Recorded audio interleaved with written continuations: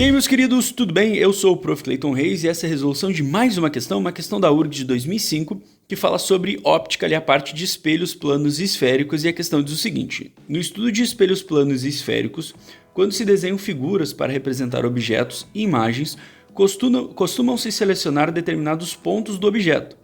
Constrói-se, então, um ponto imagem P' conjugado pelo espelho a um ponto objeto P. Aplicando as conhecidas regras para a construção de imagens em espelhos que decorrem das leis de reflexão. Aí vem a pergunta: utilizando-se tais regras, conclui-se que um ponto imagem P' conjugado pelo espelho a um ponto real P ocorre. E aí a gente precisa determinar se é apenas em espelhos planos, côncavos, convexos, se é em todos. Enfim, bom, é uma pergunta que se o aluno conhece ali a matéria, ele não precisa fazer esquema nenhum, ele pode simplesmente já ir direto e responder. A resposta certa para essa questãozinha fica ali a alternativa E. Mas por que a resposta certa é a alternativa E? Vamos entender a pergunta que de repente não é muito clara para alguns. Ele está falando assim, conclui-se que um ponto imagem virtual, ou seja, conclui-se que a gente consegue criar um ponto de uma imagem que seja virtual em um determinado espelho, que vem a partir de um objeto real, né? Então, usando um objeto real, criaremos uma imagem virtual. Então, a ideia é a gente entender isso. Quais são os espelhos que criam imagens virtuais? E se o aluno conhece a matéria, ele sabe que todos os espelhos constroem imagens virtuais. Por exemplo, o espelho plano, ele cria imagens que são virtuais, direita e igual, de tamanho igual. Vamos lembrar que virtual é aquela imagem que vai ser formada, entre aspas, dentro do espelho, né? Quando a gente estuda ali a parte dos raios, a gente vê que elas são formadas pelo prolongamento dos raios. E na prática, na vida real, são imagens que não podem ser projetadas, né? Não são imagens não projetáveis. Já a imagem direita é aquela que não está de cabeça para baixo e igual, que é do mesmo tamanho. Agora, quando a gente fala do espelho côncavo,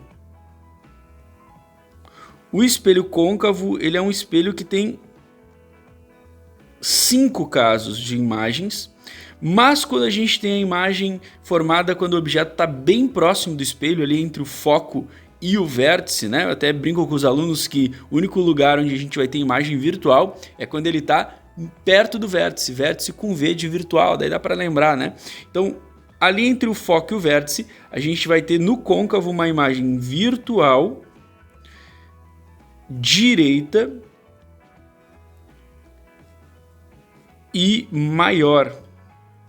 Lembra que o espelho côncavo é um espelho que amplia a imagem, né? Ele torna a imagem maior.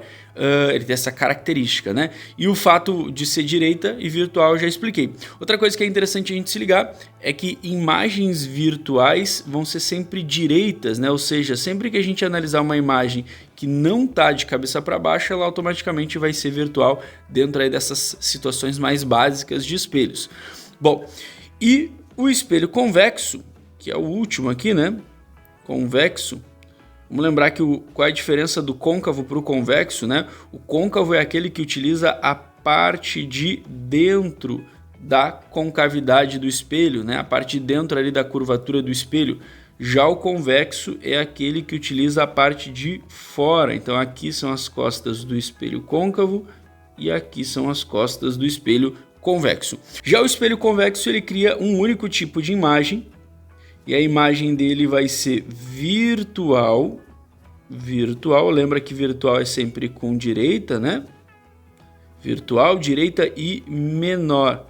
O espelho convexo, então ele cria uma imagem de tamanho reduzido. E aí, conforme a pergunta, quais são os espelhos então que a partir de um objeto real criam imagens virtuais? São todos. E é por isso que a resposta da nossa questão acaba ficando ali a alternativa E. Espero que vocês tenham entendido, espero que vocês tenham gostado. Muito obrigado por assistirem até aqui. Fiquem ligados aí nas próximas resoluções. Era isso, bons estudos para vocês e tchau, tchau!